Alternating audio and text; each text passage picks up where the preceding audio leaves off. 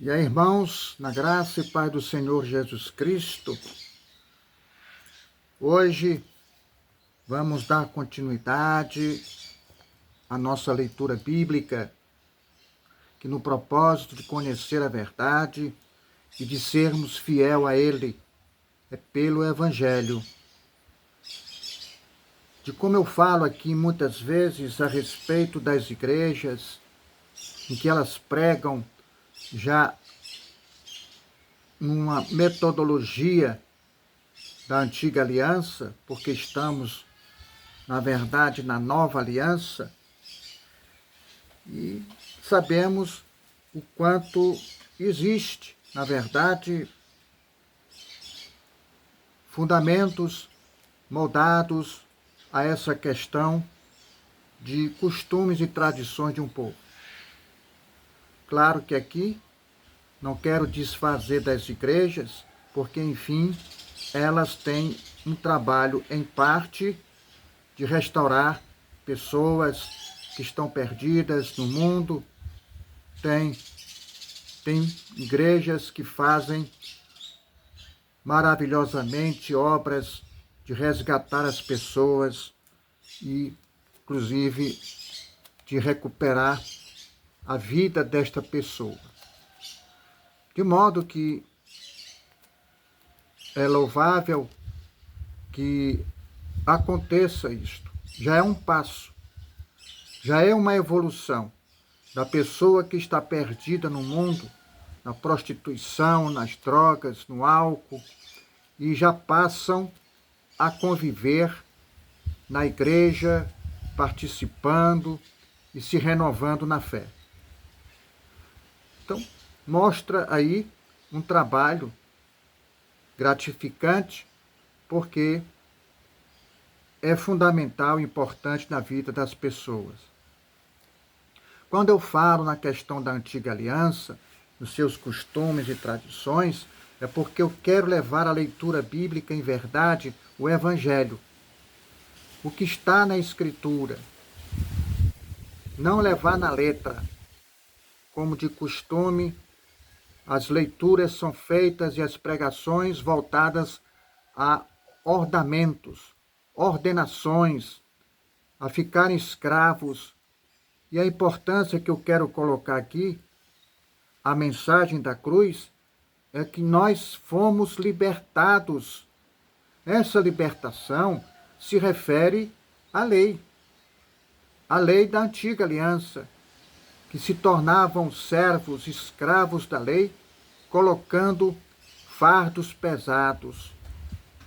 Então, meu fundamento aqui é esclarecer que a palavra de Deus é no Evangelho, onde se mostra o poder de Deus, em verdade, de não sermos enganados.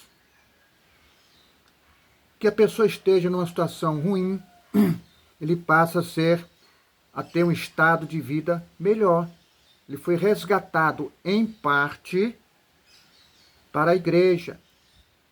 Então veja que também, eu quero colocar aqui, como eu disse, eu não sou contra as pessoas.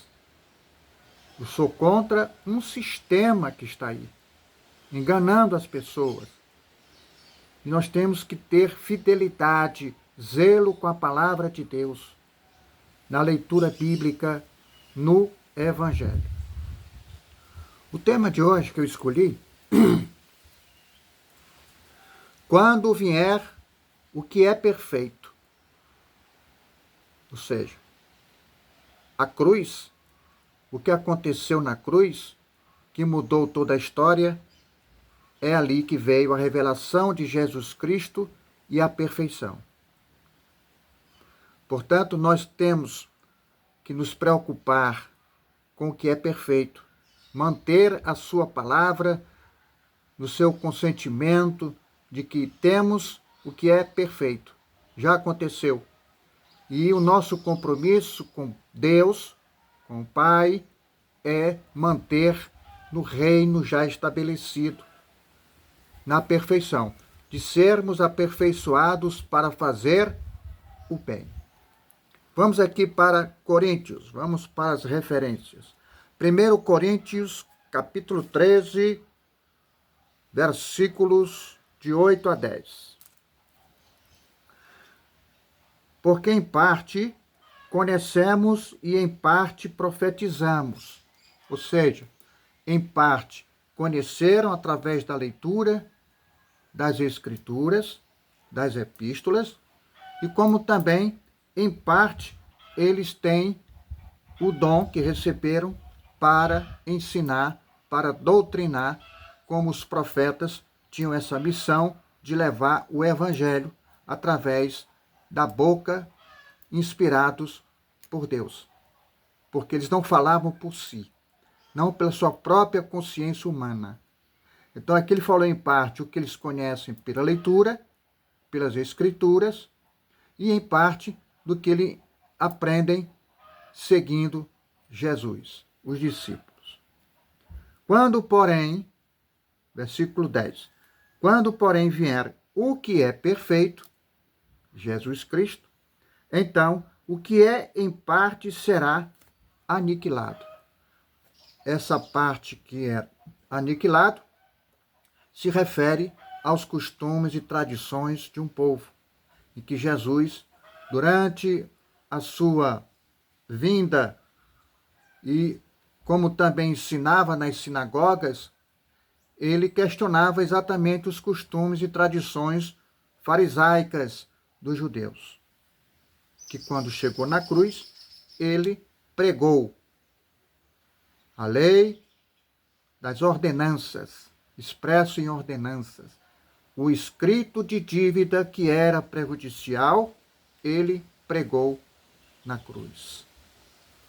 Vamos para o capítulo 8, 1 Coríntios, no capítulo 8, versículo 2.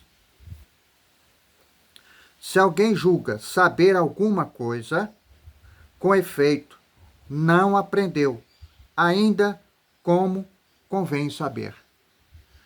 Aí aqui nós temos os teólogos que aprenderam no curso de teologia e que se leva na metodologia a antiga aliança, em que Cristo revogou a primeira para estabelecer a segunda. Ele revogou a primeira aliança para estabelecer a segunda. Então, os que estão ainda na antiga aliança, ele não aprendeu, ainda como convém saber. Então, essa sabedoria do Evangelho, a sã doutrina cristã, em verdade, que é revelado através da leitura prudente, cautelosa, em espírito, que nos revela. E aí, conhecemos o que é espírito, coisas espirituais. Quem é da carne, conhece as coisas da carne. Quem é do espírito, conhece as coisas do espírito. No capítulo 13, continuando aqui, em 1 Coríntios, no capítulo 13, versículo 12.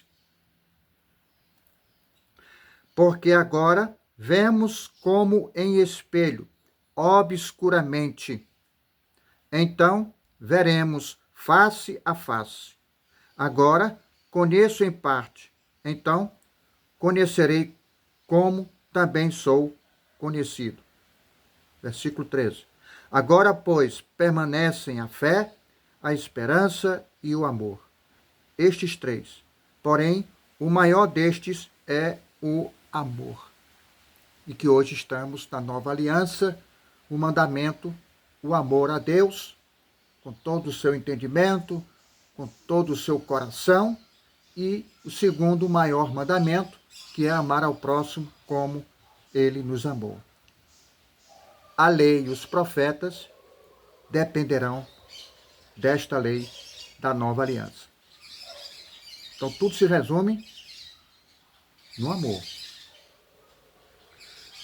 Em Hebreus, porque é exatamente isso.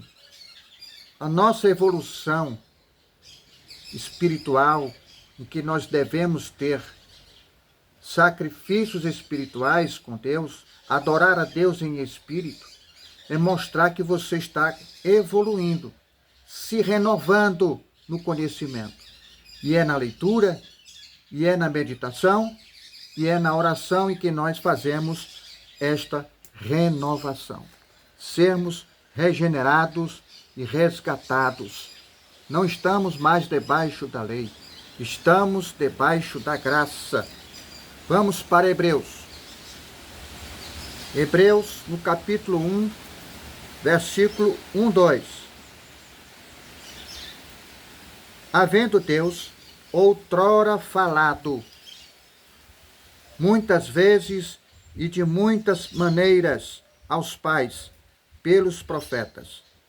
Nestes últimos dias, nos falou pelo Filho, a quem constituiu herdeiro de todas as coisas, pelo qual também fez o universo. Então veja que Deus outrora falava, ou seja, antes, outrora quer dizer no passado, ele falava pelos profetas aos pais. Até os últimos dias. Últimos dias se refere até à cruz, que é a referência do acontecimento. Então, quando se diz últimos tempos, últimos dias, é porque estava ali para chegar o momento da revelação de Jesus Cristo na cruz.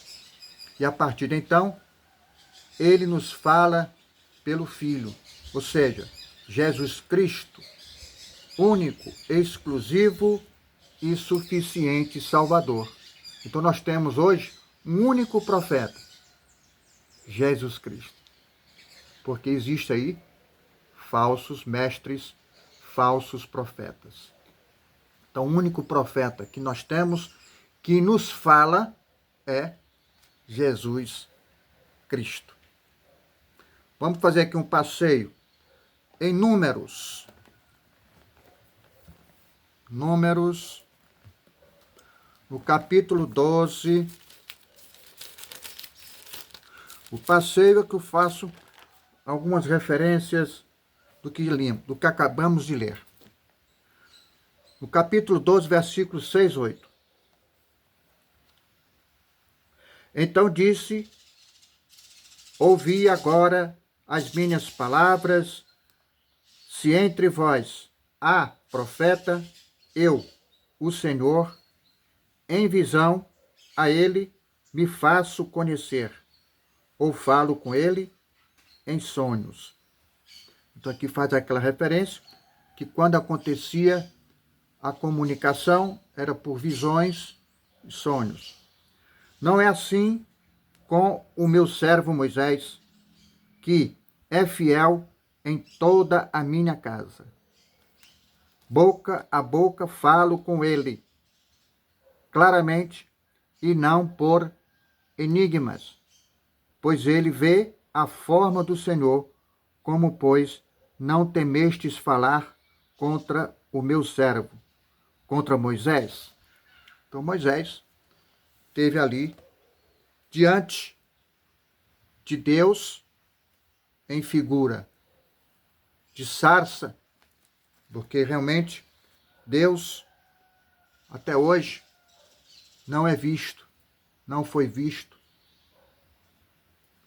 Uma sarça, não é? Em que ele esteve lá, frente a frente, e Deus falou com ele, diretamente. Vamos para Joel. Joel, no capítulo 2.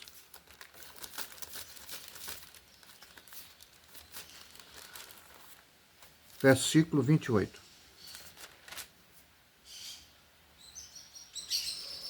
Promessa do derramamento do Espírito. E acontecerá depois que derramarei o meu Espírito sobre toda a carne. Vossos filhos e vossas filhas profetizarão, vossos velhos sonharão e vossos jovens terão visões. Até sobre os servos e sobre as servas derramarei o meu Espírito naqueles dias. Aqui, Moisés havia orado anteriormente para que Israel, como um todo, fosse uma nação de profetas. Assim como Joel também profetizou o futuro de Israel. Então aqui no momento em que Moisés orou para que Israel fosse uma nação de profetas. Porque diante de que, na época, existiam muitos falsos profetas. Por isso que também Jesus, pelos judeus, foi considerado mais um profeta. Porque existiam falsos profetas, feiticeiros, adivinhadores, e se ali percebia que tinha lucro, tinha uma participação lucrativa para enganar o povo, como até hoje ainda temos aí pessoas profetizando. Claro, existe a contar nos dedos os que têm esse dom de profetizar. Mas, diante das Escrituras, o que está escrito aqui, o profeta verdadeiro, perfeito, exatamente do que vem a ser perfeito, muitos decaíram e recusaram o que Cristo fez na cruz. Receberam a graça, mas não reconheceram e voltaram de novo para o jugo da escravidão, mantendo os costumes e as tradições de um povo. É isso que se deve ter na nossa consciência de que Cristo fez. Tudo se cumpriu. Religião, na definição, é o que exatamente as pessoas querem fazer, o que ele já fez. Passou disso, é religião. Deus quer que você faça o que tem que fazer, boas obras. Ele não quer que você faça o que ele já fez. Porque para o homem não há nada, absolutamente nada a fazer, porque Cristo fez. E o que ele fez foi para sempre, para gerações vindouras. A graça que recebemos, o Espírito Santo no batismo do Espírito Santo, do qual hoje somos filhos e não servos. Deixamos de ser servos para sermos filhos. O que é perfeito já aconteceu. E nós devemos nos aperfeiçoar para manter no reino de Deus já estabelecido. E essa permanência depende da nossa oração, da nossa leitura com responsabilidade e compromisso, em verdade. Podemos considerar que hoje, de modo que as pessoas que são resgatadas, são regeneradas para a igreja, que deveria ser uma casa de oração, e não mercadejando a palavra de Deus, usando pregações irracionais para agradar a homens e não a Deus, preocupados com o status na igreja e não com Deus. Daí o cuidado em que a igreja está sendo fundamentada, o que ela está pregando e quais são os frutos que a igreja está dando. Claro que se faz muita coisa boa. Eu já participei, inclusive, nas madrugadas, de levar a palavra de Deus aos que estavam nas ruas, morando nas ruas, aos drogados. É um trabalho fundamental que a igreja também acontece. Algumas igrejas fazem esse trabalho. Por isso que eu falei no início, que realmente as igrejas hoje têm um trabalho fundamental para resgatar aqueles que estão perdidos. É numa situação que tem aquela avaliação de excelente, não tem? Excelente, ótimo, bom, regular e ruim.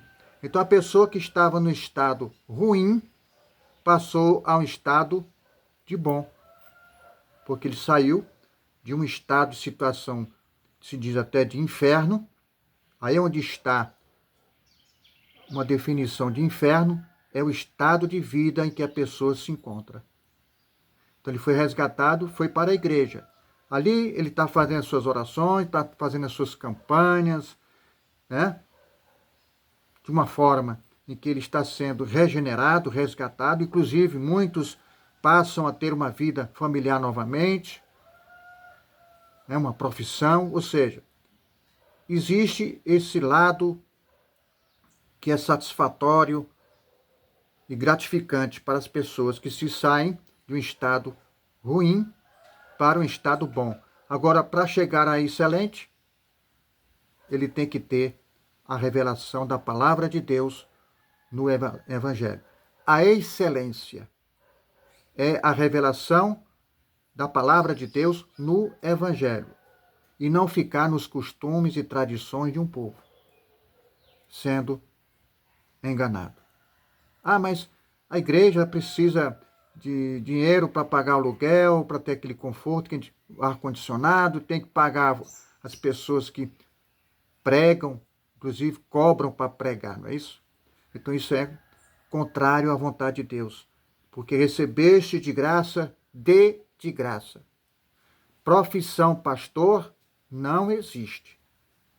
Então muitos ganham muito dinheiro aí por conta de pregações. Como tem alguns que cantam, louvam e recebem ali um dinheiro. É justo de uma forma que existe um custo. Para tudo que se faça na vida tem um custo. Eu entendo esse lado. A oferta. Mas ser obrigado a dar 10% do seu salário, isso não está na Bíblia. Isso é contrário ao que está escrito. Então vejamos o que é perfeito. Deixar de ver o que é perfeito. Sejamos aperfeiçoados na palavra de Deus, na graça e paz do Senhor Jesus Cristo. Que Deus abençoe a todos. Amém.